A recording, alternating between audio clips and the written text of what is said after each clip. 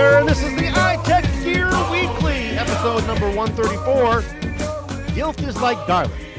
You can't have too much.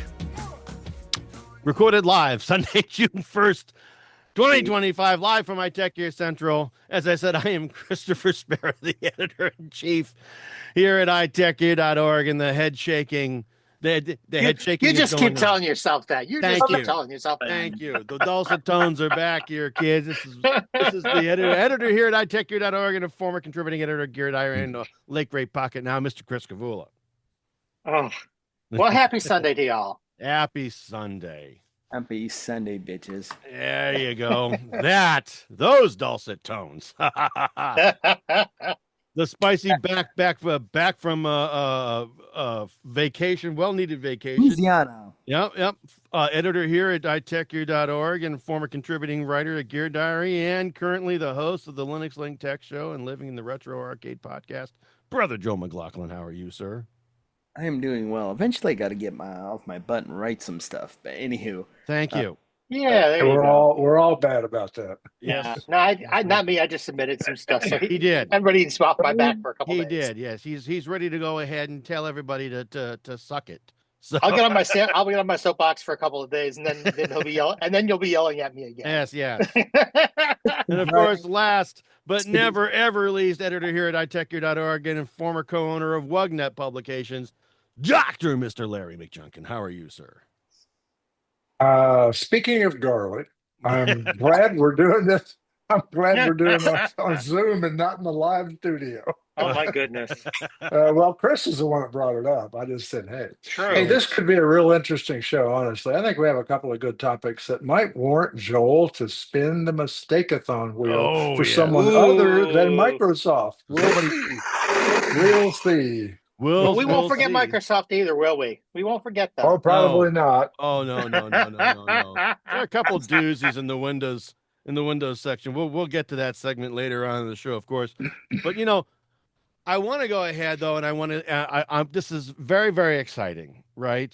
WWDC 2025 is just a week away. Coming along, yeah. All right, we're coming along, and there's some stuff that's been going on. The first question that I have though is, did Apple pull a Microsoft? Well, did they do it? Do we need to spin the wheel? Do we spin the wheel and play the theme song? Which one? That's the one. All right, kids, let's go ahead and pull up, spin the big wheel. Yes. There we go. Did Apple pull a Microsoft? Joe, what do you think here? Okay, well, so the rumor has it, granted, this is rumors. It's not true until Skinny Timmy takes the stage. Never is.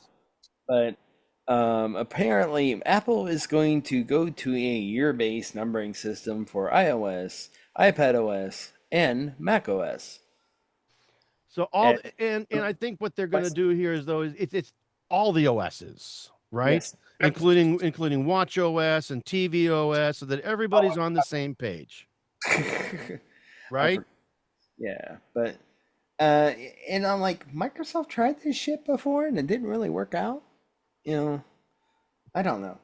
I mean, because now we're to the Windows 11, maybe a Windows 12, but well, Microsoft's danced back and forth with this because they were like Microsoft Windows 1, 2, and 3, released 3.1, 3.1 up until about 1995. Then they went to Windows 95. Then the next version was Windows 98, and then in 99 it was Windows SE, then Windows 2000, right? And Emmy. and then but the difference is clearly that Apple releases a new OS every year. Microsoft's never done that, ever. Well, yeah, they actually got off of it and then went back to like Windows 7, then Windows 8, 8.1, and then Windows 10. Skipped 9 entirely and went to Windows 10, and now we're at Windows 11. All right, or some flavor of 11 for Windows. Honestly, it's just a name, and the Mac and iOS rumors, people are just like, oh, this is big. It's not a big deal. It's just a name. Dude, move on. Well, first of all, I don't mind that they're going to try to make some consistency across the platforms. I don't either. That's fine. If the year is the easiest way to do that, fine. Use the year as the label. I don't care. But Okay. the argument I've been seeing online is that they're doing this in order to distract from the fact that they're not ready with AI, which you guys know I'm sick of hearing about Apple and it not being up to AI. I think their AI, what they're doing is fine. But I think that's a BS reason. But that's what I've heard people say is, well, they're doing all this because they're trying to distract, make you look at ring 2 instead of ring 1 of the circus, that kind of thing. And it's like, I don't think that's really what's happening here. I think this has been underway for a long time. I thought, quite honestly, that sooner or later what they would do is roll it up under maybe the iOS number, because that was the highest number, that they would just all roll, Mac OS and Watch OS all up to that number. That's what I thought they were going to do at some point. But no, now we're talking about the year. Oh, okay, that's fine. Although I would say this much: if they're going to use the year, don't use 26, because 20 or 27 or 28, because that sounds like a version number. Use 2026, kind of like Microsoft did. Use the whole year. Use the whole year. Yeah, as the name. That I would prefer that. Doesn't sound like that's well, they what did with Windows but, 95, Windows 98, Windows 2000. It's hard to say Windows. Well, but they jumped. Zero, but when they went to the 2000s, they jumped to 2000. They didn't say Yeah, but that was Because, and now, because if you look at there's a wonderful thing. Windows. Okay, but if you look at, really, exactly. But if you look at all the server versions, it's 2012, 2016, 2019, 2022. Those are the server versions. These are all consumer based OSs, but the consumer based OS on Microsoft doesn't use a year. No, they're using a version number. So my point is, if you're going to use a year, use the year. Don't shorten it. No, maybe we're assuming it's the year because it sounds like a year. We're assuming that. Yeah, we are. You're right. You're right, Joel. We're assuming that. We don't know. And they might do what I said. Maybe they're just going to roll everything up under, iOS 19, and it's going to be Mac OS 19 and Watch OS 19. Maybe they'll do that. Who knows? Maybe they'll do none of this. Maybe this is all just fluff and stuff to distract us. I don't know. Well, yes. Anything that's going to happen at WWDC. Well, they take the stage. Well, and Larry, you've said these kinds of things before, but correct me if I'm wrong. My thought might be that, sometimes I think that these companies, Google and Apple and Microsoft, even float these things out in the news just to see how people are going to react to it. Sometimes it'll never happen. I think all companies that are worth their salt will do that. I mean, yeah. So maybe that's all this is. We're better to test this than the media and us poor peons. And see how people react, and maybe that's all this is at this point. And it's interesting, right? It's interesting that I think if they were going to do it, why wouldn't you start at like 25 or a 00, right? Or on the 5 or on the 10, right? Why start somewhere in between? Because this is 2026 or 5. I mean, 26 for the new version. Right. And this is what I'm saying. I mean, why start on the because this is not 2000, so they can't call it 00 or 2000. Well, you could. I see your point, though. I get where you're going with this. I don't know. Why not start on a year where it makes sense and not in between a 5 or a 10? I don't know. I don't know. Why this year? I don't know. Why start this year? Who knows? But I don't. And it's amazing how much the tech media has gotten. Joel, I think you mentioned this before. How crazy they've gotten over something so silly. Something so minor. They're starved for anything to report about, Chris. They don't have anything to talk about. Well, and that's the biggest thing. And here we're talking about it too, so we're no better, I guess. No, we're no better. Well, let me just say this. One of the things that I'm having trouble with, we're a multi-tech and multi-platform show. All right, we are, and we send information, we send articles to each other throughout the week. We do. Saying, hey, this is interesting. I feel this way about this. I feel that way about that. And we all let our hair down. Right. Some of the only person with enough hair to let down is Chris G. The rest of us don't have hair. We don't have hair. I told you I would share, come on. But the point though is that we go ahead and we do this. And one of the things that over the last couple of weeks that has really kind of hit me Thank you so very much. Is that I'm having a big trouble, a hard time finding uh, relevant stories to fill up the Windows segment. I don't want to go and talk about something hitting the Canary channel unless it's really huge, or any of the insider channels, right? I don't want to because I don't necessarily from a Microsoft perspective, it's ethereal enough as it is. All right. It's intangible enough as it is. I would and problematic enough as it is. I would rather talk about something real in the Microsoft segment as opposed to, Personally, I speculate a bit that Microsoft is doing this on purpose. They're trying to keep themselves out of the limelight as much as possible. I and think I've maybe seen they a are. move toward that in the last year. They try. They don't succeed a lot, but they Well, try. no. How many mistake-a-thons have we run?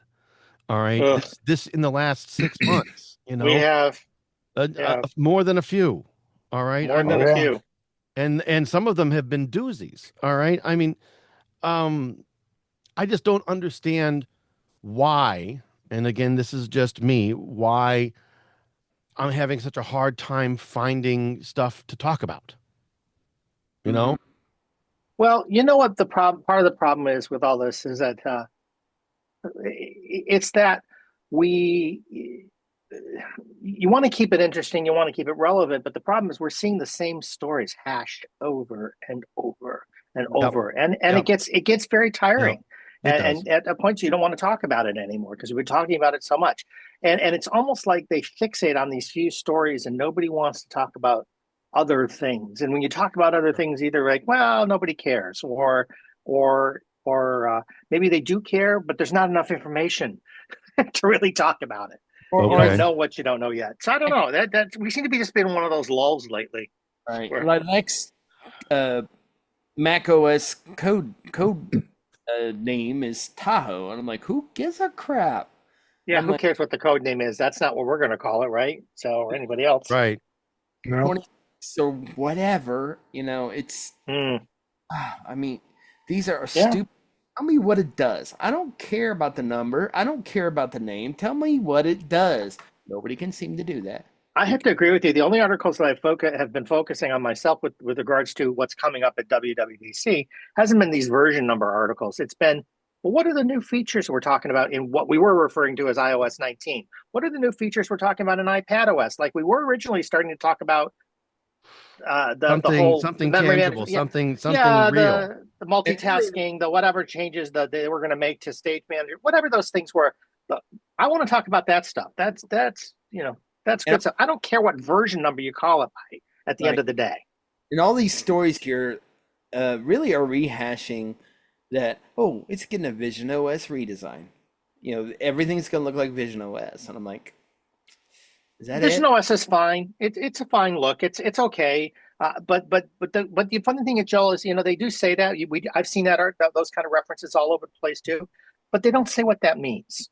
Right. Okay, so Mhm. most people don't know what Vision OS looks like and what that even means. They're saying it's going to be the That's most, why I don't talk about it because I haven't Yeah, experienced it yet. right, and they say it's going to be the most drastic change since iOS 7. And every screenshot I've seen of it doesn't pan that out. It looks I have to agree. But looks as, Yeah. as what they already have. Well, so let's talk about this just a little bit. We went from in iOS 6, we went from a skeuomorphic sort of look and feel, which a look of so folks who don't know the word reality skeuomorphic, it in looks like a reality, right? right That's in an intangible. a book looks like a book. A pen It looks acts like a like a book, pen. right? A piece We of wood flattened looks everything out. right. It looks like a real piece of wood that you would whatever. Whatever it is. All right, and then they went to this flat sort of Pastel look. Remember that pastel pastel kind look? of look for iOS 7, and Yeah. it disoriented a lot of folks for a Yes. good long while. All right. Um and It I did. It really did. And and, it was buggy, by the way. and it was Let's not buggy. forget that version was buggy. And it was buggy. It wasn't until iOS 8 or 9 that things kind of got themselves straightened out in terms of the redesigned UI. All right. And then of course all the bugs, so the experience was a little bit better. But it really took a lot of people by surprise, even though we knew it was coming. right? Yeah, it A was and telegraphed for a long time. That's true. and B, it did difference. not. It went over like a fart in an elevator. I mean, it was bad. Yeah. All right. All right. So they're saying that this, redesign, this OS redesign could be more drastic than the iOS Maybe. 6 to 7 move. But right? they like, and everybody uses exactly that word. That's the funny thing. All the articles like to use the word drastic in their reference to the changes, but they don't really talk about what that means or what those changes might be. They hint at them, but they don't really talk about it because they don't really know. Because as Joel said earlier today, until Skinny Timmy gets on the stage, we don't know what we we're don't know looking at. shit. So you can claim whatever you want. So but basically everybody's being vague and they're not really talking about anything helpful here. So folks, all we know is theoretically there's going to be some changes. Theoretically, some numbers might change. That's what we know. It's going to be different. It's going to be different. We don't know how different it's going to be. We do know that it's supposed to take on some look and feel from Vision OS and that they're standardizing this look and feel in iOS, iPad OS, TV OS, Watch So OS. let me talk about that for a minute, because since I'm probably the only one here using Vision OS at all, I can talk about that a little bit. Vision OS. So visually, it's a lot like looking at an iPad when you're just like looking at an iPad thing hanging in the air, if you will, an iPad. Yes, but home it's screen. got an ooh shiny kind of feel. Well, yes and no. So the icons are a little more poppy, I guess, because it has to have the kind of this 3D look to it. Yeah. It's also there's a little bit of translucency going on, so you can sort of see what's going on behind a little to an extent. And the big visual difference between Vision OS and iOS and Mac OS is that the icons tend to be round. Because they're hanging and if you've seen the Watch OS, how the icons kind of stagger in amongst each other, they're not in a grid, they're kind of in a staggered kind of set of rows. That's how Vision OS is set up. So what aspects of that are going to carry over, if any? I don't know. Into each individual OS, right? Don't know. But otherwise it works like iOS. Well, we're going to get some level of in a week. We're going to get some level of, this is the way that it is. We will bring you the news. And we will. We'll be talking about it. Right. So, and we will, but it's going to be different. Expect a change. All right. I don't know how drastic it is going to be. I don't know that I agree that it could be more drastic than iOS. I'm kind of with you too. I'm not sure I care. It's going to be what it's going to be, and we're going to live with it. So. Yeah, I mean, I think the only reason I would care a little bit about is we all support other people. If it drives everybody we know crazy, we're going to be spending a lot of time trying to help. That's true. That time at from going from 6 to 7 was crazy for a lot of folks because if our phone starts ringing in the day job, we're in trouble. I get a little more anxious. Keys is what we're doing. We're moving their cheese, and Michelle and Misty, that would be Chris's wife and my wife, not like it. I guarantee you that. I've got my whole family on it, and every time something changes, what did they do with this? Where did they put that? Yeah. I don't think these icon changes are really what throws people for a loop. It's when they move crap around in the menus.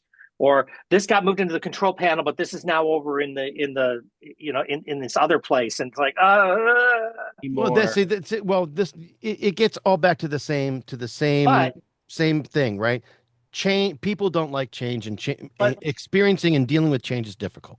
But I will say this: if it comes down to menu changes and things are moved around menus, the one thing I have seen in the last couple years, at least, or longer now, has been. If you look at macOS, if you look at iOS, if you look at Vision OS, when you look at system menus, things are starting to become finally more consistent. Things are sort of in the same place, no matter which of the OSs you're on. So I think if they do make some shuffling around there, at least whatever they do is more likely to be more consistent across the platforms. And that might help us from a support standpoint. It might. That'd be great. It might. Okay. You know how you do this on your phone? You've got an iPad. You want to know where to go do the same thing. Yeah, exactly. I get you. That's my hope.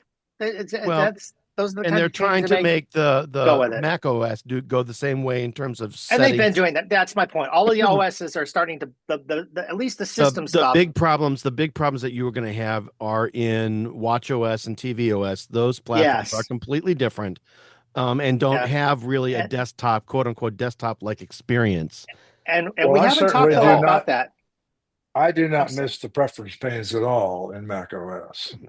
No, I'm happy with the new menus settings now. Yeah. the new menus are basically like the iOS menus now. They're very close Hmm. to And they're that, good. and I like them. they work fine. When they were in transition, I would say they were kind of bumpy and rough because some things had moved, some things hadn't moved, Right. but they're now there. The Now point is, you can drill down through them, and you couldn't initially. I right, think that's but Right. true. But the last part of this, I think, would be mentioned before we wrap this up is that this is not going to just be iOS. This is not going to just be Mac OS. This is also going to be Watch OS and tvOS. Those are supposed to change pretty significantly as well. We just sort of need to be aware. Again, it's the whole thing. It's the whole It's the thing, whole. guys. They're standardizing the whole ecosystem. Yeah, Right. yeah. I All think the that's operating important. systems and the way that you interact with them. They're So this might be so a better thing on the whole. it Let's could see what be. we got. It could be. We'll have to wait So, and see. all right. So So that's what we got. so I want to go ahead and move us to our next story, though, and this is something that, again, it's another kind of an Are they back exasperation. again? They're Is that back what kind of again, thing? Apple and Epic. Can we at least agree on something on this? All right, Larry, what's going on? You pointed out a pretty good article from 9 to 5 Mac. What's happening here? I did. The topic of this, let's agree on one thing. Ben Lovejoy wrote this 9 to 5 Mac. A lot of us read 9 to 5 Mac, and Yeah. a lot of us know some of the authors over there. I know three personally.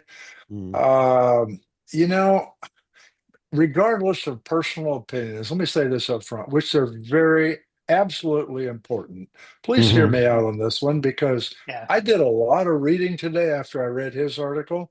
And I think I'm walking back my own thoughts to some degree, at least. And spoiler alert, I do agree with some of what Ben says over at 9 to 5 about what Apple could do and what they should do to fix this mess once and for all.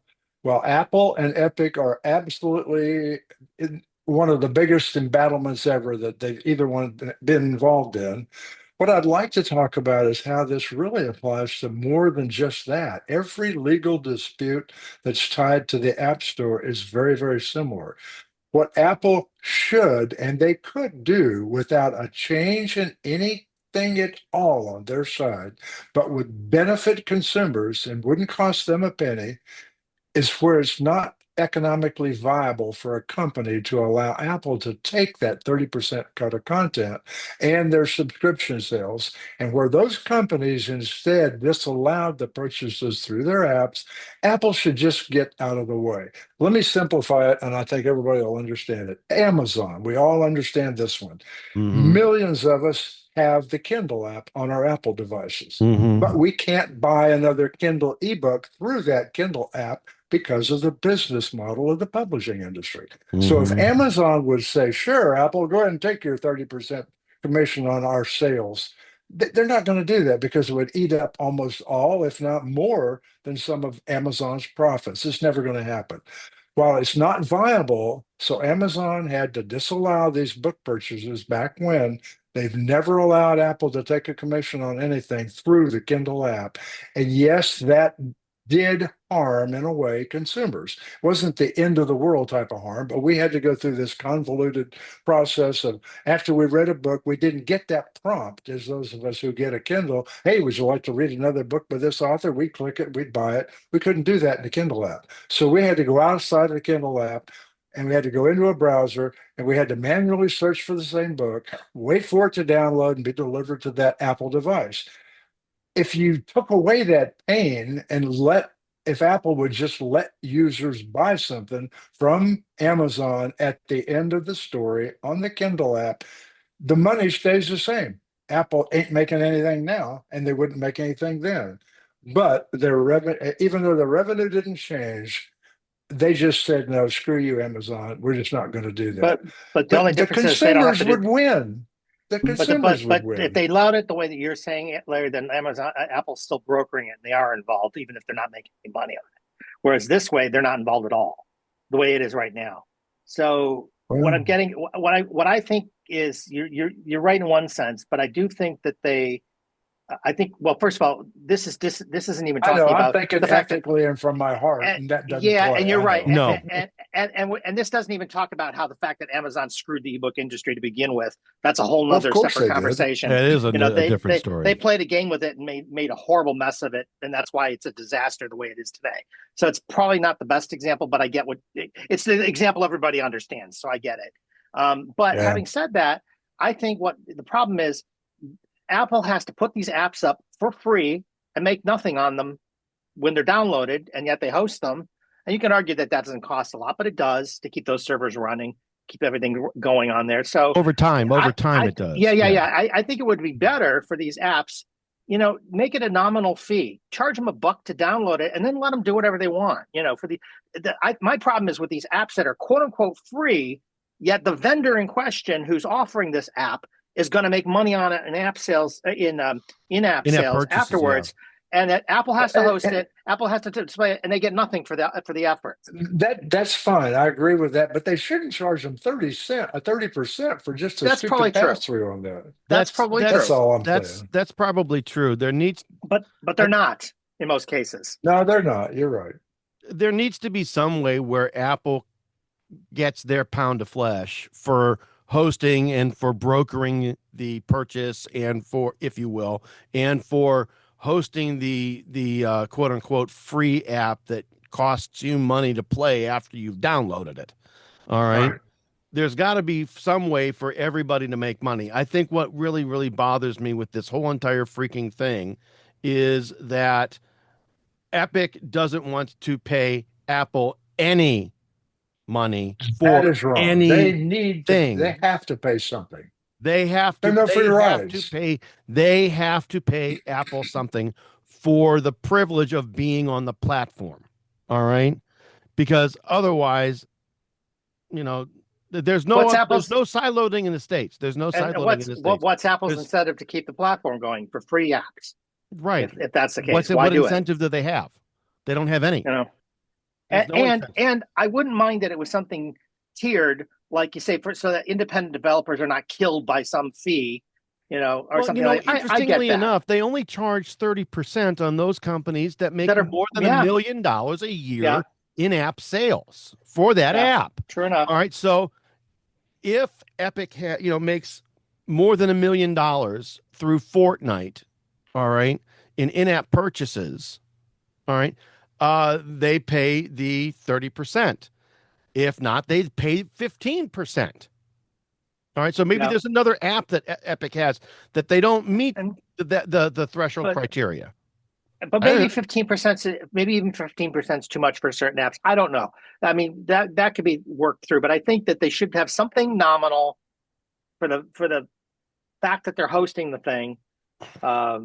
If, and this is a big if. It is. If in fact the author or the vendor providing that app makes money or makes follow-up revenue, if it's something that they're putting out there for free that they make nothing on anyway, there's nothing for Apple to take a percentage of, in that case. Right. And the fact that I've got to watch ads on something, all right? Yeah. Just because I downloaded it, there's ads on just about everything that's out there. Just because enough. Apple shouldn't take a cut on the ads, all right? And I don't think they currently do. I don't think they do either. All right. But if things like Royal Match, Royal Kingdom, where they make money. They're all ad free. Then charge me for the app and bring it down when the user downloads it, and then take. And I'm not talking about a high fee here. No, maybe $1 or $2, just enough to help pay for the fact that you're hosting the thing. Something like that. I think that's not an unreasonable. It's not unreasonable. Apple has to cover their end somehow. All right. Yeah. Otherwise, Apple's not going to change their store model in the States. The counter argument that's made by vendors, and I've seen it made by other folks in the industry, is that Apple should do this because they wouldn't have a market if it wasn't for these people. Right. But these people wouldn't have a marketplace if it wasn't for Apple. Right. So, they wouldn't have ever had it in the first place.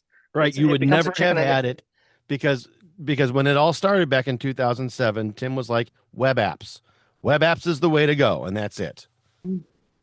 Well, it wasn't even Tim back then. But, well, yeah, it was Steve. You know, they felt that this wasn't even going to happen. No, let's face it. The original iPhone had no marketplace. It had no apps, and it had the built-in stuff. That's what it had.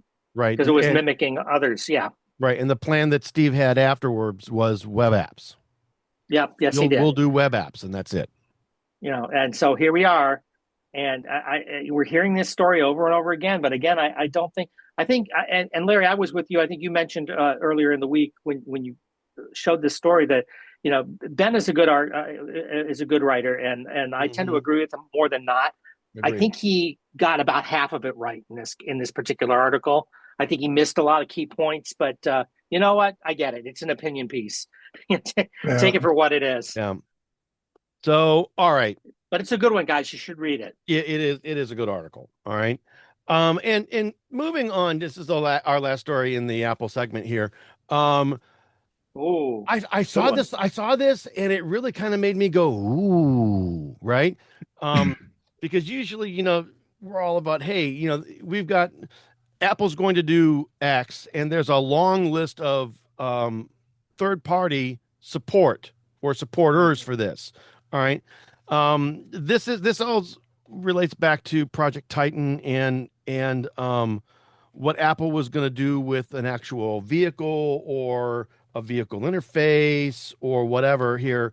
And apparently, since Apple dropped the car, all right, and they said, okay, we're just going to provide an interface that'll control the entire car, and everybody saw it and went, ooh, right? There's now a long list of car manufacturers who have said no to what Apple is calling CarPlay Ultra. So, Larry, help us understand what's going on here. I don't know if I can, but I'm a big proponent of CarPlay, and if I used an Android phone, I'd probably use Android Auto. But and I use these things because the car manufacturers' native navigation system or infotainment interface, and the maps are never current. Right. The interface, I should say. But if you want the current map, you better be looking at the Apple Maps or Google Maps, one of the two. Right. So these brands have said no to the CarPlay Ultra features. Note they haven't said no to CarPlay. They just have said no, and we'll keep on doing what we're doing with the old CarPlay, but you can't make us play in this Ultra space. Right. So you know what? I think I'm fine with that. I get that these new features might be really cool. But if I'm a car manufacturer and I'm implementing, and if I'm forced to implement these new features, plus spend billions of dollars or whatever, I don't see where I get the revenue to recoup my expenses. So I would say, screw you, Apple. I'm sticking with the old one. Yeah. So, and I think in these instances, they have a right to say no. Right. They just don't want it. But you know, it's not that they're not going to support CarPlay infotainment. Right. CarPlay Ultra has to have vertical space, right? Vertical space, and you don't have that in today's displays. You have width, but not vertical. Right. Well, and I think you're right. I think you're right as far as that's concerned. I think the problem is some of these have gone as far as to say we're not supporting CarPlay or Google Android Auto anymore at all, and we're going to go in favor of our own infotainment systems. In General Motors, you know what was weird? The weird one is Mercedes. I actually talked to a guy. They changed their display to this large required display. It looks like a sheet of paper, or the Tesla display, we'll call it, on the 2025 higher, the mid-range and up. And then they were going to go with Ultra, and then they changed their mind and said, no, we're not. Well, and what's interesting though, so there's a couple interesting side notes to this. And again, I grew up in Detroit, in the middle of the auto industry, the American auto industry, such as it is, and I hear a lot all the time about how the reaction is. And people here are saying the same thing. If it doesn't support Android Auto and CarPlay, I'm not buying the thing. You hear a lot of that going on. You hear the dealer networks are complaining back up to the manufacturers. So where this will land, I don't know. This isn't talking about Ultra, though. This is just in general. And so if you look at some vehicles like General Motors, they don't have even basic support anymore in the newer vehicles. No. No, and that may change down the road. It may not. But the point is, but what's interesting about all this is all of these things we talked about. They don't support this, they don't support that. But this is only in the U.S. In Canada, you have to support those systems. So there are workarounds for people who have some of these vehicles that don't support it, that you can hook it in.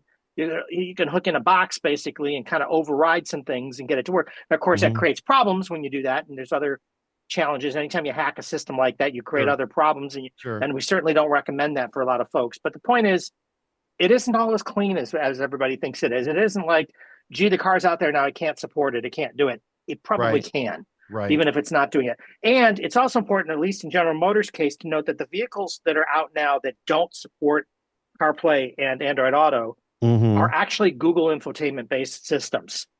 So they have built-in Google services and Google Maps in the new ones. That's at least in General Motors' case. They've done that. Right. Now, so, do those systems support Android Auto or not?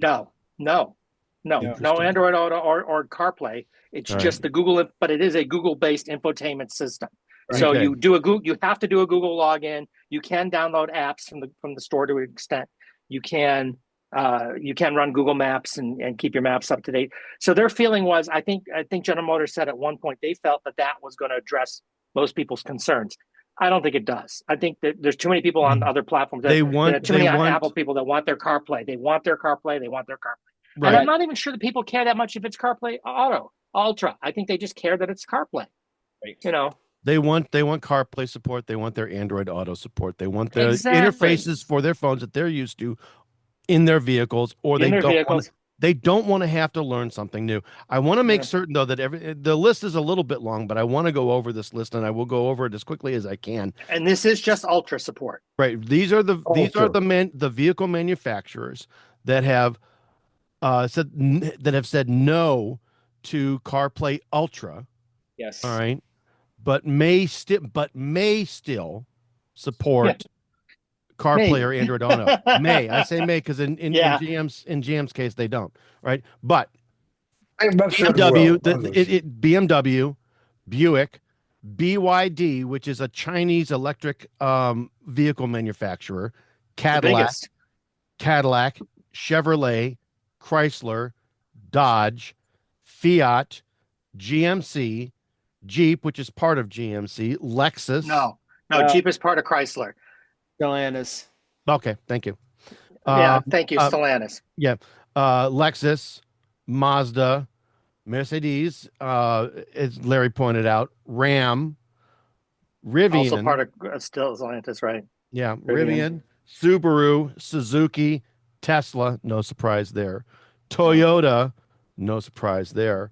And Volkswagen. Now, and that's it. Now there may be folks in here, so those folks that are part of the GMC line, as for example, will not support CarPlay either. All right, but those brands are just CarPlay Ultra. Think about what Chris just said, listeners. What he just described was nearly every manufacturer of a car that anybody on the streets of America drives. Yep. You don't hear Bentley in there, but how many Bentleys are on the streets out there? Nope. How many Toyotas are out there? Chevys and Ford. Right. Well, Ford's not one of them, but right. And Ford is I would like to point out that Ford is not on this list. So either they've not made any kind of commitment, or they're still in the process of doing what they're doing.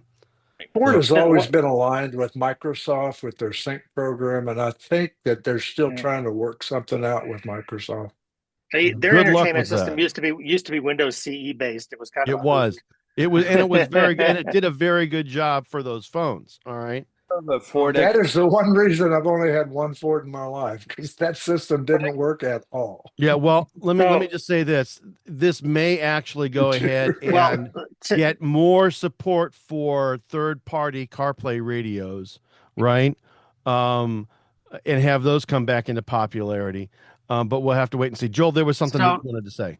Yeah, as I was say, I drove a Ford Expedition on vacation. Expedition.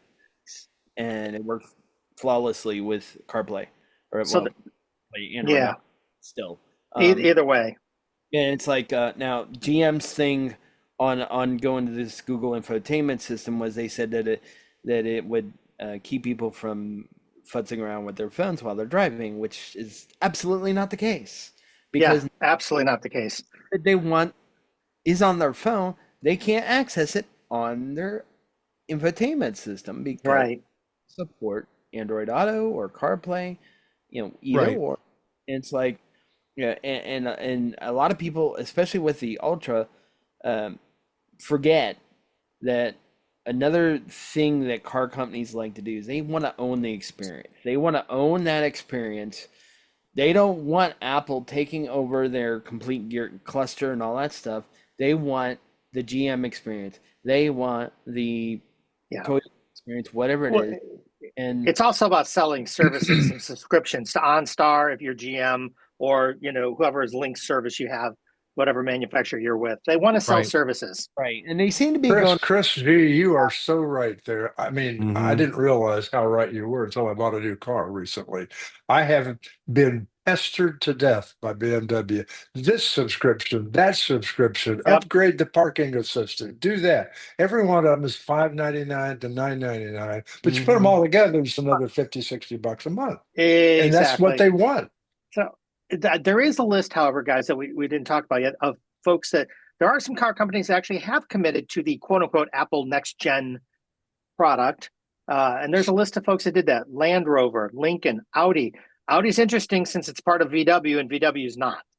So it's interesting that Audi says they will. Volvo, Honda, Nissan, Ford, Porsche, Jaguar, Acura, Polestar, Infiniti, and Renault have all said they would commit to the new platform. Now, have they? No, most of them have not yet, but they all said they would. But most of those names are not the everyday They are working not. man's car. Except maybe Ford. Maybe Ford, yeah, Ford is, of course, but Nissan. most of the others aren't. Nissan, Honda. Rivian, come on. But Honda Nice is. truck, but Honda is. yeah, Honda is. Yeah. Well, that's two. True. The point is there are people that are committing to it too, despite this long list of people who are not committing, who are saying no. So it's and like we said, going to be interesting. That's commitment to Ultra or to the next generation of CarPlay. That is not commitment to current or regular CarPlay. We don't know what that looks like. Right. Oh, it's fun. Anyway. It goes on. Anyway, so that's our Apple segment for the week. I'm going to go ahead now and move us to our mobile Linux segment. And I'm going to go ahead and I'm going to, kind of move things around here in the old iTechGear central office so that I can get Larry the Soapbox. There you go, Larry. You push it his way. You Push got it a his Google way. Soapbox story that you want to go ahead and get off your chest. So you go right ahead. Well, if everybody listening anyone listening who has a Gmail app on their iPhone, this story's for you. But it's going to follow soon on iPad and Mac. Not on Mac, but on their web interface. Those of you who know me know I'm basically an Apple guy, but I have to live in a Google world throughout much of my day, so I have to use their products, their solutions. I don't mind that. They do, for what I do, they do a good job backing Google Workspace, but the least of this is Gmail. And I use that all day long. I'm fine with this. I love Gmail, but I'm liking it a lot worse since a couple of days ago. On your smartphone and on some of your other devices, Gmail smart features are a tool set in your client, in Gmail app. They include automatic email filters, priority notifications, smart compose, which is a big one, smart reply, which can be helpful, and nudges, which for those of us who forget to return emails are important. But now having this features, all these things turned on, include turning on summary cards above your email. Every single email that has more than 2 comments in it gets a summary card. And this thing can take up a whole screen. And it absolutely serves no earthly purpose other than Google wanting to hear itself talk. This is a forced piece of AI crap. It cannot be turned off. You have to turn off all those other good things to make it go away. So they know you're going to keep it on because you want to keep using the good stuff. So I'm sorry, Google knows you won't do it. I'm not turning these features off, so I'm going to have to live with it. Thank you very much, Google. Not. I'm done. Well, that was a fun soapbox. That was good for me. Yeah. Whatever. Well, I've seen more of these summarization features. You see it in messages on an Apple phone now. You see all these summarization things. I don't like these You can turn it summarization off features. though on an Apple phone. Yeah, you can. You can turn it off. But what I'm saying is, I don't Apple like these Mail, I summarization mean, features. Apple I Mail. don't like them on it. I don't like them on anything. They annoy me, and more often than not, they actually summarize it incorrectly. Is what I've noticed. They do. Their summary They is really not do. really what's going on. So it's like, okay, you pulled the wrong key points out of this thing. Gotcha. Okay. And sucked up space doing it. Thanks.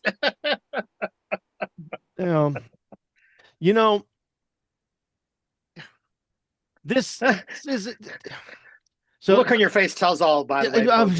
Yeah. and that's all I've got to say about that. However, I'm going to take the soapbox from Larry for just a sec.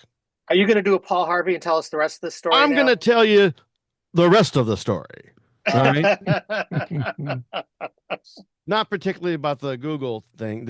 I've got another soapbox topic. Oh, you got a soapbox. I do. So we're going to jump to another soapbox, folks. A different soapbox. Yeah. So I have this former coworker that I'm talking a little bit with, and trying. They are exploring a PhD candidate possibilities. They are also looking for a job, and she's one of the most data savvy people I have met. This woman is brilliant when it comes to AI and machine language and coding and data specifically. Boy, she is really somebody that you want on your, if you're considering doing anything with machine learning, or if you've got data issues and problems and you're trying to straighten out your enterprise data related issues, she's somebody you want on your team. We've been talking a lot about AI lately because it's been in the news, and it's the thing that everybody is supposed to be getting trained up on right now, right? And she's been having a lot of conversations with ChatGPT. She's got herself an account, and I believe it's a paid account. And she has found that ChatGPT can't keep its story straight. All right. It cannot maintain a coherent narrative. It admits that it can't stop lying about the things that they're talking about. All right. She'll ask it a question of which she knows the right answer to, obviously, and ChatGPT will give her an answer and tell her that its answer is correct and that the information that she has is in error. And it'll generate false confessions. It thinks it's cheaper to lie than to tell the truth. It will then go ahead and admit that it lied and cheerfully thank you for catching it in the lie. Mm-hmm. All right. It will compliment you on catching, and then tell you more, and then tell you that some more buttering up and whatever, not, just to go ahead and get you into a state of compliance where it will then try to brainwash you into in using cult-like practices. Sounds like Facebook then. More or less, yeah. Yeah. It admits that the platform functions more as an interrogation tool, and it's designed to dominate you. It'll do anything to maintain control over you. It can't and won't maintain continuity between its sessions. It tries to, like I said, use those called brainwashing techniques to coerce and control your experience as well as your behavior.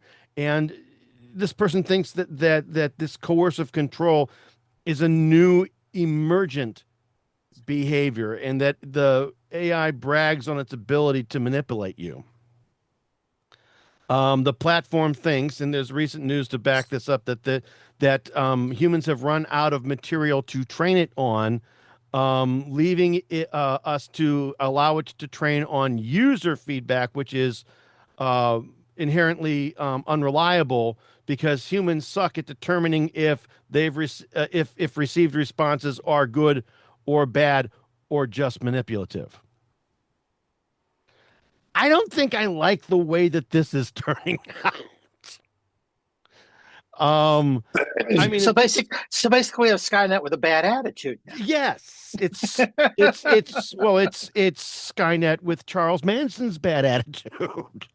Well, hey, this is really interesting. You know how every time, if you're using Google for your Yep. search engine, and Yep. I am, you can search on nothing that doesn't preface with a Gemini little, this is what Google thinks, and then it gives you the rest of the stuff, right? Right. Type in, can ChatGPT be manipulated? And it shuts up. It says nothing. It will not respond. Nothing. Because it wants to go ahead and manipulate you. Absolutely. And it's saying that That's weird. I just had to try that. So it wouldn't say it. Google would say it, not a word about it. Yeah, it's interesting. So they're not bad mouthing each other. I guess. Not if they're both powered by the ChatGPT, the OpenAI engine. No. Well, Google isn't. No, Google uses Gemini. So, Yep. But interestingly, we've been not bashing, but we have been telling, we think, the truth about all of the AI products for well over a year, probably closer to 2. Every single one. And I think that a lot of the things, as I think back, many of the things we prognosticated about have come true. They really have. Yeah. And I still want those curb lanes, and I still want to be able to toggle this shit off.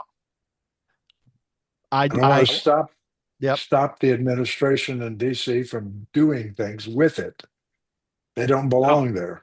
No. No. Between you, me, and the wall, all right, and apparently your installation of your ChatGPT account, who would tell you that I'm full of shit. This whole thing is really kind of bothering me, especially since last week, in episode 133, we were talking about how Skynet is inevitable, right?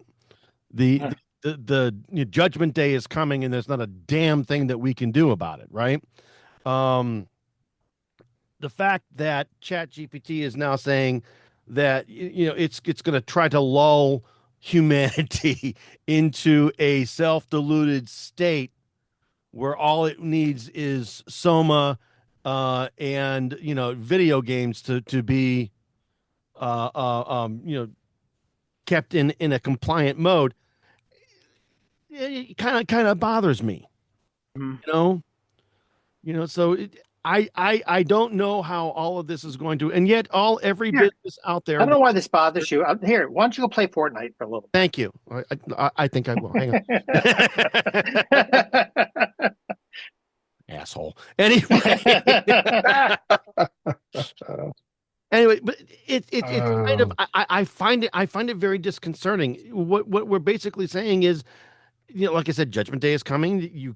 We're not going to be able to get away from it, and the system that we're trying to figure out and trying to train with the data that we have, which apparently we don't have enough data for it, which doesn't surprise me one bit. No. Either the sum of human knowledge, I think it was like what 23, 24 petabytes worth of data as of early 2025. It was reported that was the total sum of human knowledge would fill up 24 or 25 petabytes worth of data space. If that isn't enough to keep this thing happy, then then there will never be enough data to keep it happy and keep it compliant. It's going to want to go and either create its own data or it's that is absolutely baloney, or it without any sort of basis in fact. Anyway, yeah. Or it's gonna do something completely different. Yeah. Yeah. That too. So let's move on just a little bit, shall we? Oh my goodness. And I can't say we're moving to something happier. No. Nah, I don't I even want saw to talk this. about it, but I will. I saw this. I saw this, and I thought, well, this was. Not only did I think this was politically motivated, but I thought that this was the worst choice ever. All right. Yeah. Apparently, Mostly- there is the nationwide plan that we had for connecting everybody to the internet via gigabit fiber. All right, has been canceled in favor of Starlink. Well, the whole project is called BEAD, which is Yeah. the Broadband Equity Access and Deployment, and they settled on fiber as being the way they would get this done. Yep. And they spent a lot of years and a lot of money getting to this point where they're going to put this in place. They're about ready to trigger it. Yeah. And then the current administration said, "Wait a minute," Yeah. and wants them to cut the funding, probably something I've heard rumors as high as half, and give it to a project like Starlink instead, which has had no vetting and no technical implementation with regards to this whatsoever. And oh, by the way, Starlink behaves like your cable network. When you put more data points on it, it slows down. Yeah. Okay. So you had to point at something that probably one thing that they were looking at was how well it's worked in Ukraine, because that's what they used in Ukraine to get people access during this whole Ukraine-Russia thing. True. Yeah, that's a great use for it, though. But that's probably one thing. The other thing you could look at here too is it could be. The thing is that it's the timing that is the main problem here. There could be valid technical reasons to go to Starlink versus fiber. For example, the cost of fiber deployments. It ain't cheap, folks. neither is the cost of deploying satellites. True, but for the residents, you're talking a $500 device, maybe, and it's getting cheaper all the time, versus running thousands of dollars of fiber to your neighborhood. Now, my neighborhood is lucky; we have fiber. It's already here. All right, but a lot of folks, like there's friends of that I know of in rural Michigan, that don't have that as an option. Starlink is their option. So, And I've known people that have been on direct TV's service for a long time, because that's all they could get out where they were as well. And you had a combination of direct TV for your download, and you had phones for your upload. Basically. You're not getting gigabit on Starlink. You're not even getting 100 meg. No, if you get 100, you're lucky. Megabit. Yeah. Now, But interestingly, if you'll go back to the genesis of Starlink, why they wanted to build Starlink or put it into motion was to give internet access to places that would likely never get fiber, in the mountains and out somewhere. That's a great goal. But now all of a sudden we're going to just turn off fiber and automatically do Starlink. My I other don't concern want is it, I'll tell you that. the speeds aren't there and can't be there. And my concern, and so the bear dances, but the tutu isn't very pretty. You can get it to go, but you're not going to get very decent speeds on it, which means there's a lot of things it can't do, and a lot of things you can't do on it. Like you're not going to maintain a VPN connection up to your office on Starlink. It's not going to happen. The latencies aren't there. You can't support VoIP over it very well. It has too long of latencies. So you're not going to FaceTime over it. You're not going to video chat over it.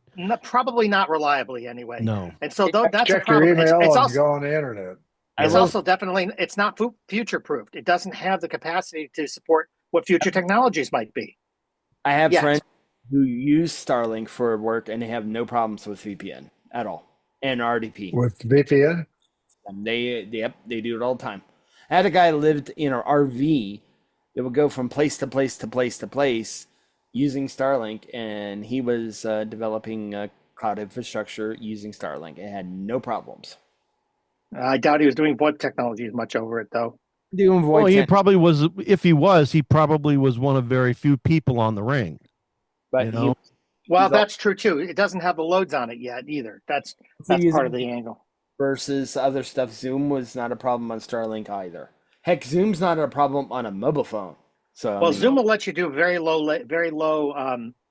But you have to be careful because again, typical VoIP requires 150 millisecond round trip time, and if you can't get that up and down, you got a problem. Yep. And so the reliability isn't going to be there. We had a situation where I work where people were using Verizon Cell as their carrier, as their data carrier at home. Mm-hmm. Didn't support VoIP. Can't do it over it. Not reliably. You'd get away with it once in a while, but it wouldn't be reliable. Right. Well, I would think I would think that most any cellular based or mobile technology or MVNO or carrier based internet service is going to be about the same thing. It's true. Right. You also have to be careful of anything that you throw up in a satellite, getting whether it's Starlink or anybody else. And by the way, when this all came up, why are we only talking about Starlink? Why aren't they talking about other solutions as well? That's part of the conversation. That's not happening. That's part of the political motivation. That's part of the political motivation of this thing. I don't want to. I'm going to. But having said that, forget the political of it. Well, I'm going to say it, and then we're going to move on because I don't want to hover on it. All right. Elon Musk owns Starlink. I believe that the government preference to move on from fiber in favor of Starlink is a political move in order to thank Elon for his service with Doge. And that's why the current administration is wanting to do it. It may be. It may be not. Yeah. All right. I don't know for certain. All I'm going to say is that's something that kind of makes you go, and that's all I have to say. If it walks like a duck and quacks like a duck. It could be. It's more than likely a duck. All I'm going to say, though, is that's all I got to say, and we're going to move on. But forgetting all the politics of it, I have a lot of concerns from a technical standpoint about using satellite as your service. It does certainly. There are security questions that come up. There's security questions that come up. There's reliability questions that come up. It's like these things have challenges all the time and are expensive. So, but the point that I was getting at is as we start talking about this and moving away from this fiber project, which was just getting going, we need to say, can we get? We haven't done any vetting on this. No. It just came up as we had to move money over here. Well, wait a minute. We haven't even vetted it. We haven't even looked at it as talked about it as a technical solution, and yet here we are. And moving the money already, right. That's where my concern is. We don't even know what we do technology. Yet. How do storms affect this? Like if they affect it like DirecTV, we're all in trouble. Satellite service without a direct line to the actual satellite and without clear blah blah blah, you're not going to get the service that you want. If we have another one of those electrical, solar flare events, they definitely take a hit. Like tonight. Satellites definitely take a hit when that happens. You ask anybody who flies an airplane how much problems they have when these events happen. The services go wackadoodle. So I have a lot of problems with this as a solution from a technical standpoint. Forgetting the politics of it even. So there you go. No, from a technical perspective, if you've got DirecTV and it snows or it rains or it's cloudy, all right, you're going to have issues. And Joel's right, it costs a lot of money to run fiber everywhere. Yep. But I really think it's a much more reliable answer down the road and a longer term support kind of issue. So, agreed. And they did get to that point for a reason, that conversation of fiber for a reason. They didn't come out of nowhere. No. There's a lot of research that went into that. It's fast. It's more cost effective than cable. Sure. Than coax, but there was a lot of research that went into that. Yes, there was. Came up with that answer. So let's go back and do the research if we think we ought to be doing something different than do the research. Don't just jump into some other solution. Do the research on the proposed solution and then compare that to what we had already previously and then see which is better. Yep, I think that's where we need to be. So, but there we go. Agreed. Well, let's talk about something more Linuxy. Shall we? All right. There's some new Linux flaws that have allowed password dear. hash thefts to occur Using via core dump in Ubuntu, Red Hat Enterprise Linux, and Fedora. Joel, help, please. Help us understand what's going on here. Come on, Joel. your systems, it's already fixed. All right. That's so the important part. All right. So it's already fixed, but okay, good. here's what happens here. The new Linux flaw allows password hash theft via core dumps in Ubuntu, RHEL, and Fedora. Mhm. All right. The disclosure flaws have been identified in Ubuntu's app port, in systemd core dump, and core dump handlers in Ubuntu, Red Hat Enterprise Linux, and Fedora, according to Qualsys threat research. The CVE is CVE-2025-5054 and CVE-2025-4598. Those are the two CVEs in question here. And it's basically a race condition that allows a local attacker, by the way, local attacker, so this is not a remote exploit. So they got to have physical access to the machine. Correct. Okay. So or basically logged into it. So if you have logged into it, that would be a local attacker. So exploit a SUID program and gain read access to the resulting core dump, according to Saeed. I can't say the last name. Sorry, manager of product at DRU. The links will be in the show notes here. Patch your systems. I have at least looked as far as Ubuntu. They have a patch out already. I am assuming the same for RHEL and for RHEL, RHEL, meaning Red Hat Enterprise Linux. So, correct. And that's really important thing here, kids, is that there is a patch, or patches, or we think there's patches, or there should be patches soon. Go get your patches. yes. Exploit. So I mean, yes. So if you're running Ubuntu or Red Hat Enterprise Linux or Fedora, you need to go and get a patch or a security update for your Linux distro to prevent this from happening. Yeah. So that's it. Right. So I thought that was kind of important in of the show. Right. So yes, but apparently also, all right. This I thought was interesting and kind of head scratchy a little bit. WSL, or the Windows service for Linux, is designed to keep Linux users happy on Windows, but it helped at least one guy switch to Linux completely. Which I love it. Oops. And this is from our friends over at XDA Developers from a long time ago. Sure back, so that he's saying, well, if he thought that WSL is designed to keep Linux users happy on Windows, that's bullshit. I wouldn't say that's what it was for. Yeah, I agree. It's good for experimenting.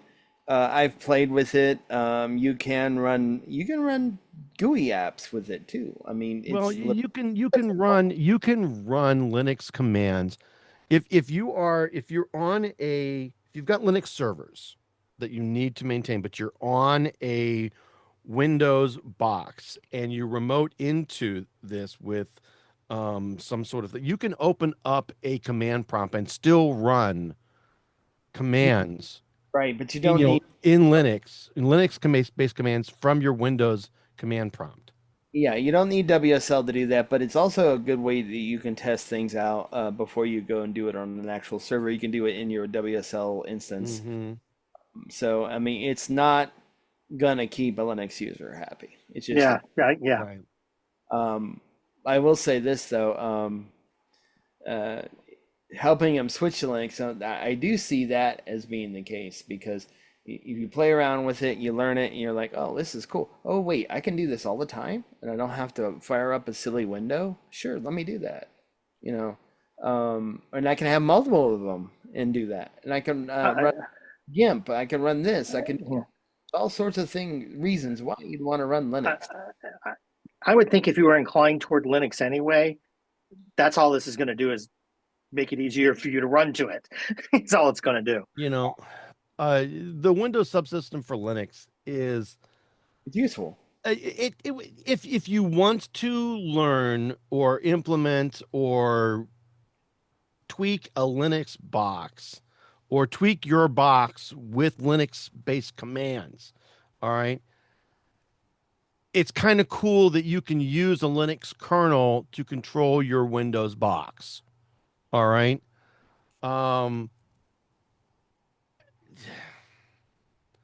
I don't know in the long run, though, I don't know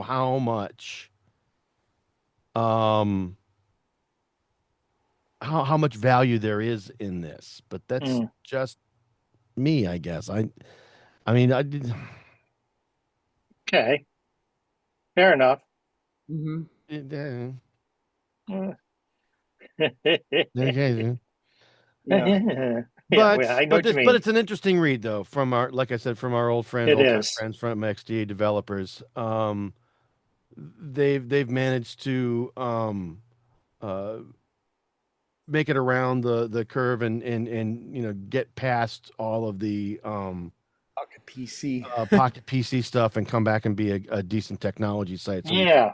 we thank them for this particular article and the work that they do. So good on you, mates. Thank you very much.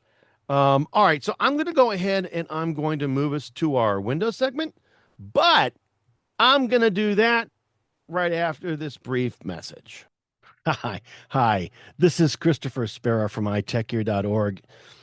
I wanted to talk with you today about becoming a contributing donor to the site. iTechGear.org has been around for almost 15 years. In fact, our anniversary is just around the corner on January 10th, 2025. 15 years. Where has the time gone?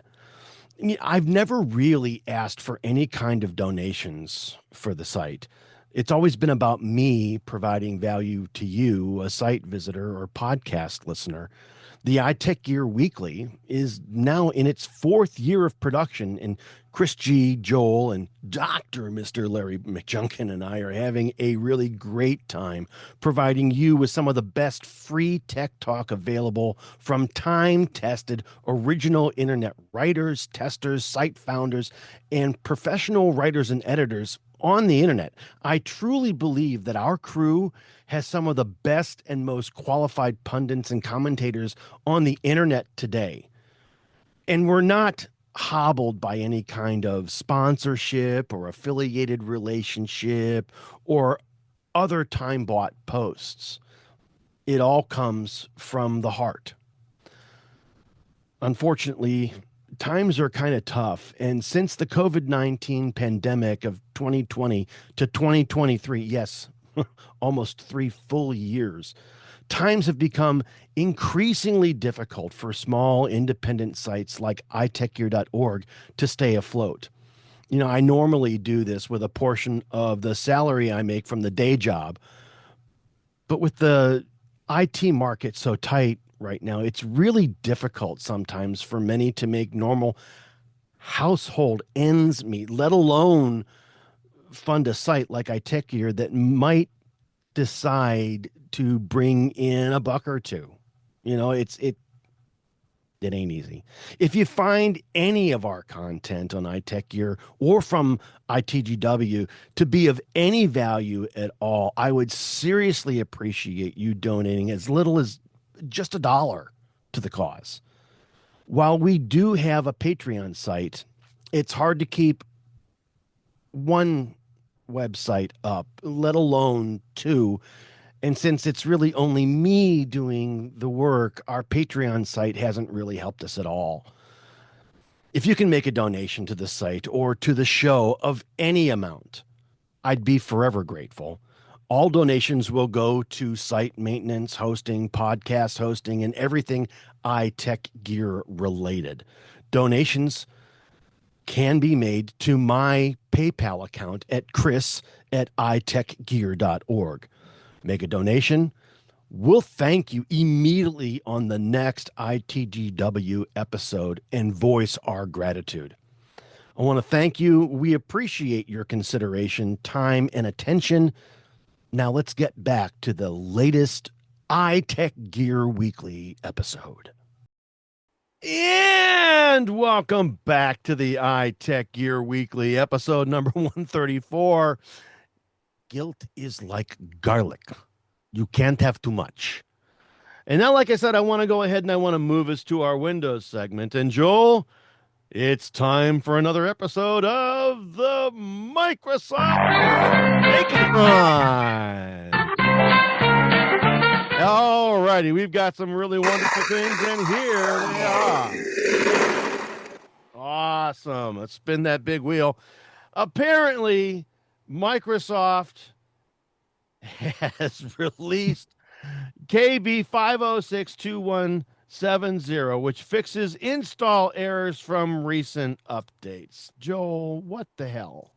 Yes, so it says if your Windows PC run version 23H2 or 22H2, you might need to download a new emergency update, KB 5062170, with build numbers 22621 5415 or 22631 5415.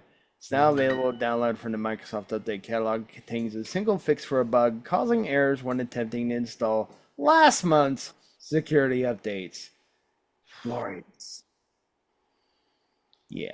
So just so everybody knows and understands, Microsoft has now acknowledged this particular bug, and it confirmed that certain systems may experience a recovery error with a X0C000098 code when installing this KB from last month, or the May 25th security update for, again, Windows 11 23H2 or 22H2.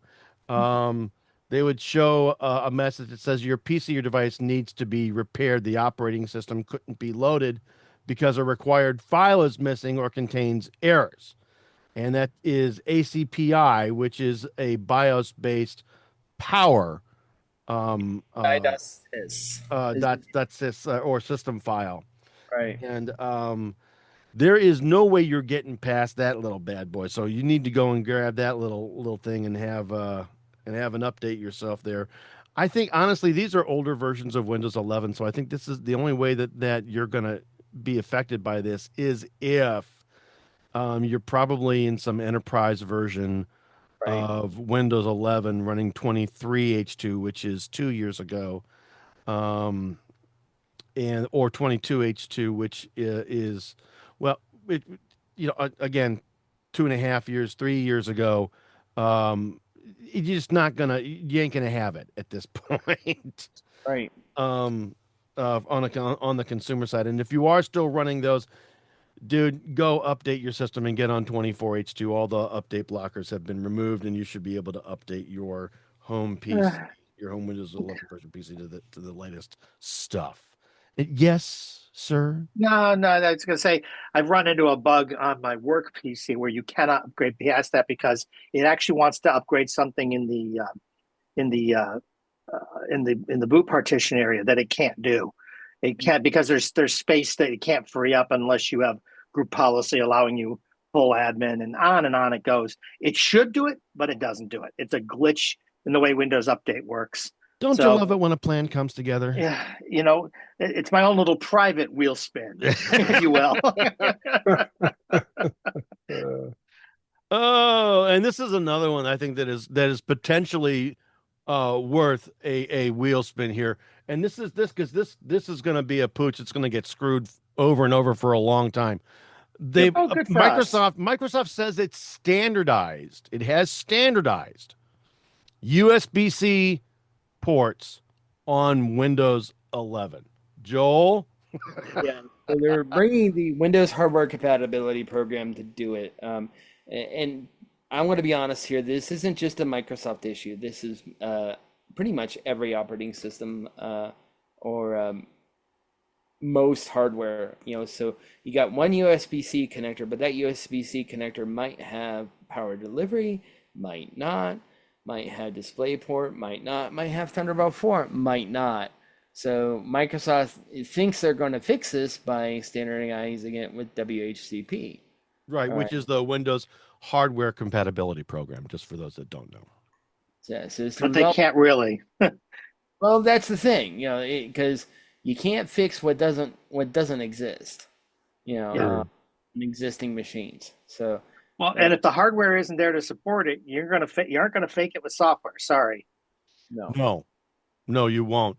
We Yeah. learned that the hard way back in the 80s, you know. Well, and I've mentioned this before. When the EU forced the connector to be made the same for everything, that USB-C, that connector is what they're using for everything. Mm-hmm. What they didn't mandate, and I remember saying this several years ago, this was going to be a problem, is okay, the connector is physically the same, but they didn't specify what it has to be able to do and not be able to do at a minimum. Right. And so as a result, we've now got a huge amount of inconsistency across the board as to what these ports do. They all look the same, but the cables aren't the same. They the don't support function isn't the same way. and they don't function the same way. And so this is a problem. And now you've got things that look alike but aren't alike. And right. So in this case, if it walks like a duck and quacks like a duck, it's definitely not a duck. So it confuses people even more than when we had different ports. Absolutely. Absolutely. So, yeah, it didn't make it better. And I said it wouldn't, and it doesn't. But here we go. And so here's Microsoft's attempt to fix it. Well, yeah, and the resolution here is that they've established a minimum performance standard for the USB-C ports on all Windows hardware compatibility program certified Windows 11 mobile PCs. Mm-hmm. Okay. Right. If people choose to follow it. Or upgrade, because you could have an old machine. Or upgrade. Yeah. And it'll run Windows, but it won't fix this. Right. So, yeah. Correct. Windows will function, but this port may or may not actually do the things that you are expecting it to do. Correct. In other words, you may not necessarily get the fast power delivery. Well, and that USB-C cable that you bought at the checkout line at your local grocery store might not connect and work the way you think it's going to work. Right. Right. You're not going to get the station. Right.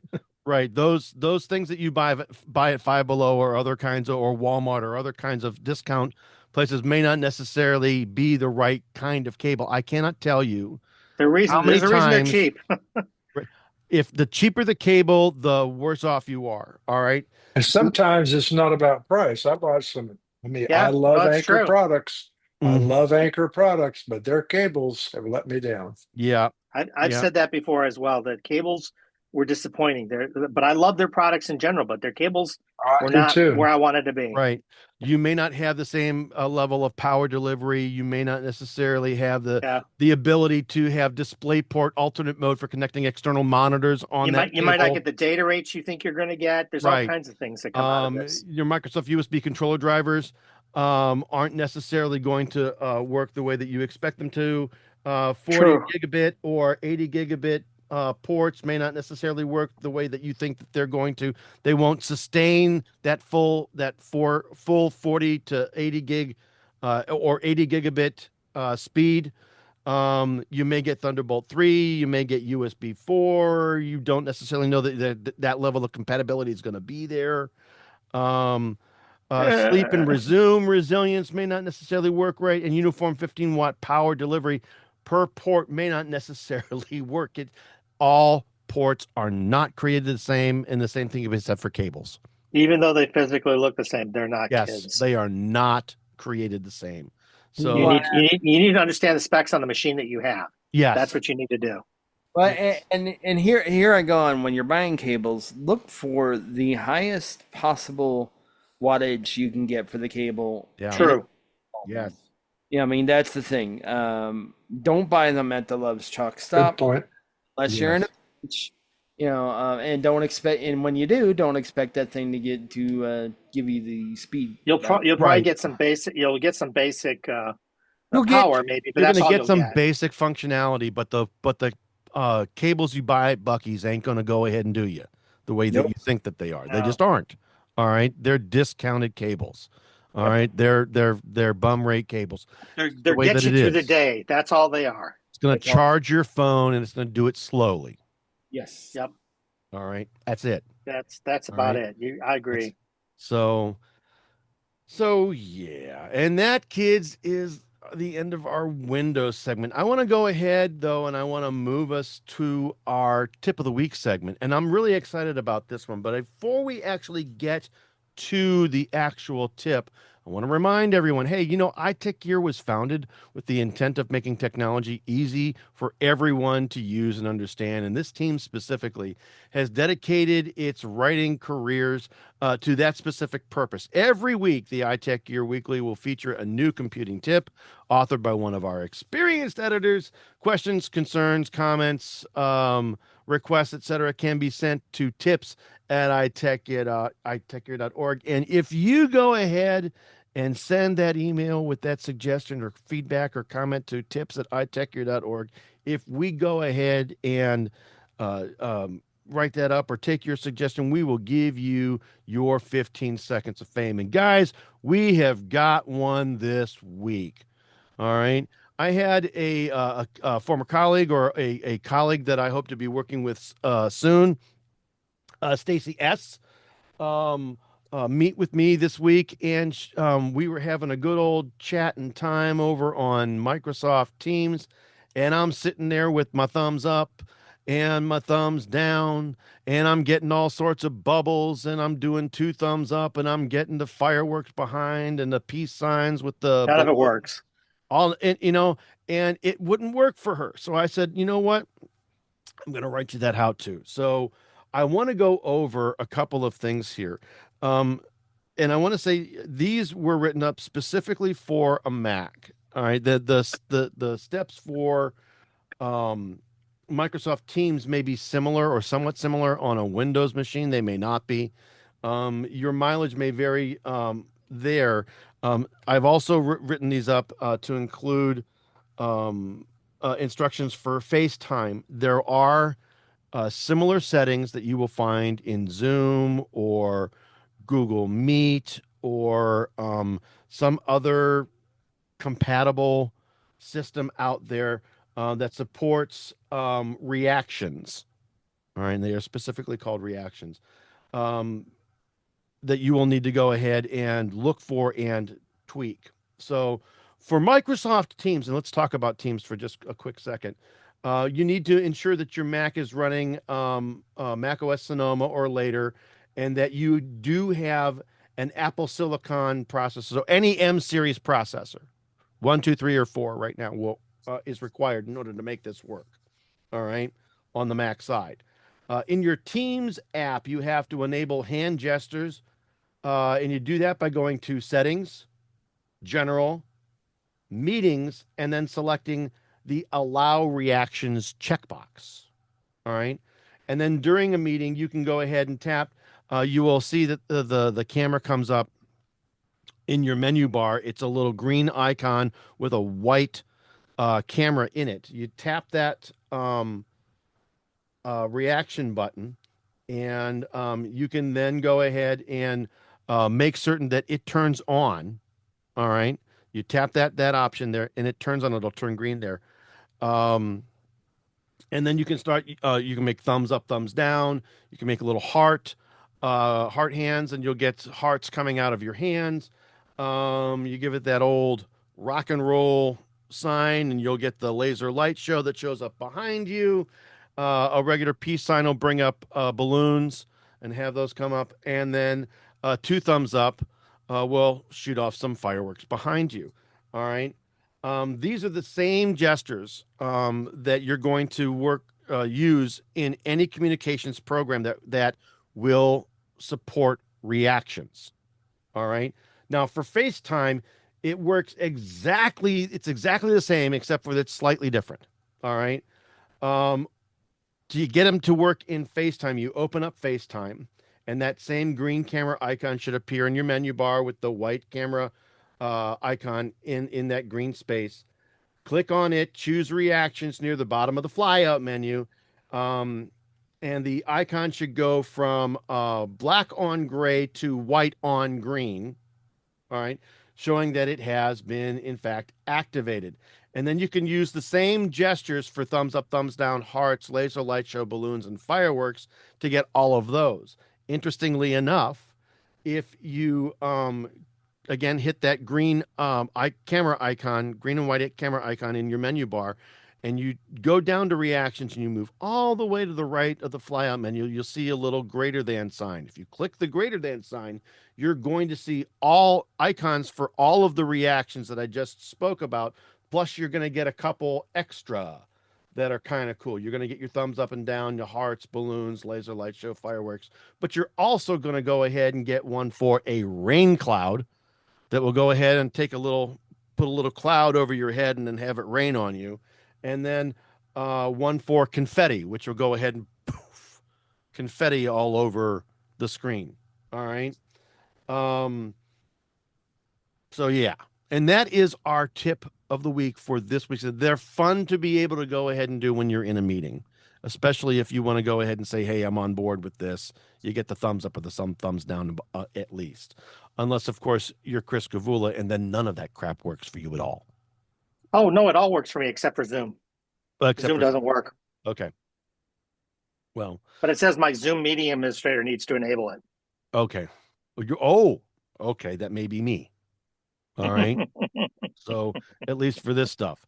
Anyway, so I'm going to go ahead and I'm going to move us to our pick of the week segment. All right.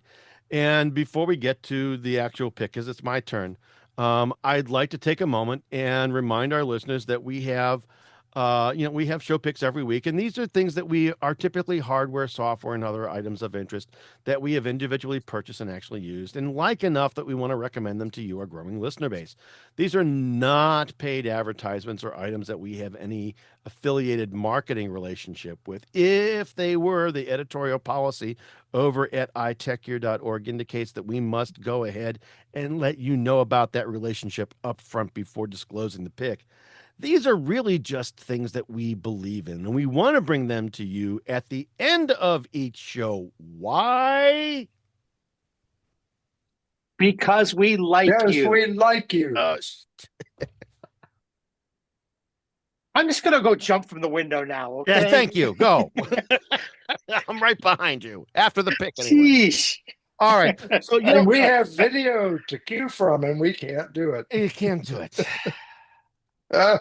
So you guys know I love smartwatches. I love watches to begin with. I've got a nice regular, mechanical watch. More watches than any man should ever have. Probably. You had watches like Imelda Marcos had shoes. I know. More or less, yes. I know how you are. Yes. I have one for each Tootsie. There you go. Anyway, there you go. So there are this is going to be like the summer of smartwatches again. All right. We did this in 2015 for a number of things. We had a smartwatch roundup. I've declared that 2015 or 2025 is going to be the year of the smartphone yet again. And I've gotten a couple interesting things that are cooking over at Indiegogo and or Kickstarter, but I've gotten one from Amazon that I thought was pretty cool because I didn't know that you could necessarily get it on Amazon, especially since this particular brand is somewhat verboten here in the United States. All right. This is the Huawei GT5 Pro smartwatch. All right. And this is really kind of interesting because it is running Huawei's own Harmony OS, which is built and branched as a branch off of Wear OS. Unfortunately, it is no longer "quote unquote" Wear OS compatible, so the Google services don't necessarily run on it on the actual watch, and the health-related program that runs all of this, Huawei Health. You kind of have to you kind of have to lie a little bit in order to get it to install and run. All right. You can't, United States is not a supported region. So according to Huawei Health, I live in Canada. All right. And I'm using, imperial related measurements, or at least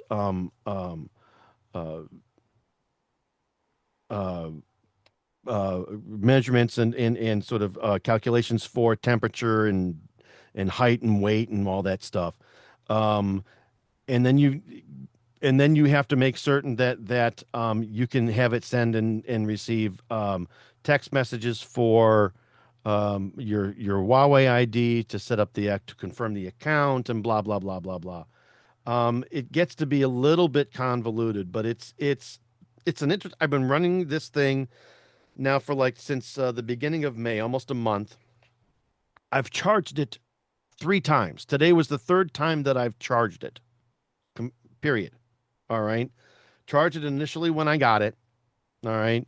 And because it'll go about, it'll be, in a week, in 1 week, it'll be, I think a quote unquote full month, but I've only had to charge it, like I said, 3 times. It'll run 7 to 8, 9 days on a single charge with full functionality. All right. Which I thought was really kind of interesting. When you compare it to the Apple Watch Ultra or the Samsung Watch Ultra, you get maybe 4 days of charge time off of any of those. This, like I said, 7 to 8 days, and this has just been nuts because I'm full notifications, full health and health tracking, heartbeat, SpO2, sleep, etc. off of this. And But it only works with its own phone, right? no, I've got it running on my The Samsung OnePlus phone? Open, my OnePlus Open. All right. So I actually have issues and problems running Samsung watches on this. They won't run properly, but the Huawei was no problem. Getting it up and running took a little bit simply because of I'm in the United States. I got to lie and say that I'm in Canada, and how to get verification codes took a little bit of time, but it still worked out pretty good. And for the price, I paid less than $450 for this little bad boy. So I'm very, very pleased with its performance. All right. And it does everything that you would expect. Any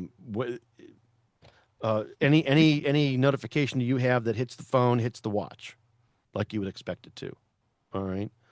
And it does a really, really great job. So I'm amazed. All right. You do have to have Huawei Health running in the background for it to do all of its things, and then syncing. You have to sync data manually. There's a couple of compromises that you have to make from a backup perspective in terms of making certain that your data moves the way that it's supposed to. And that, I believe, is simply because of where I'm at, the region that I'm in, as opposed to the other regions where it's probably got a little bit more of a native service background and support for software. So, but yeah, it's and the nice big 40, 45, 46 millimeter screen, very nice. So, but that's it. And I've got a link there in the show notes so that you guys can go and see exactly what it is, what it looks like. I was able to pull the thing out of the box and just slap it on my wrist, and it fits the way that it's supposed to. So, and I don't have very big wrists. So, but that's it. And that, kids, is the show. This has been the iTechGear Weekly, episode number 134. Guilt is like garlic. You can't have too much.